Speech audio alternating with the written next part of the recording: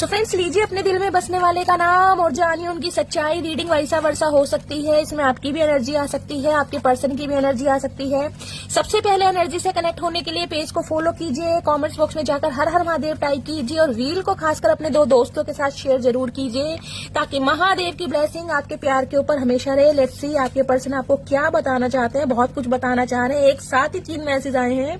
तुम्हारी यादें मुझे बड़ी तड़पाती हैं, हाय नी। तो गाइस, कहीं ना कहीं आपके बिना जीना इस इंसान का बहुत मुश्किल हो रहा है। आप इन्हें बहुत याद आते हैं और ये इंसान आपको मजबूर हो रहे हैं याद करने के लिए। हो सकता है आपको हिचकियां बहुत आ रही हैं। पुराने ख्यालों के लोग हैं हम, हमें उम्र भर के लिए रिश्ते पसंद हैं। तो गाय, ये अब कहीं ना कहीं लाइफ लॉन्ग रिलेशनशिप के बारे में सोच रहे हैं। ये इंसान कोई टेम्परेरी रिलेशनशिप के बारे में नहीं सोच रहे हैं। मैं कभी भी सीरियस रिलेशनशिप में विश्वास नहीं करता था, लेकिन तुमने मेरी सोच बदल दी गाई। सच्चा प्यार करना आपने सिखाया है और ये इंसान आपको बहुत एडमायर करते दिखाई दे रहे हैं।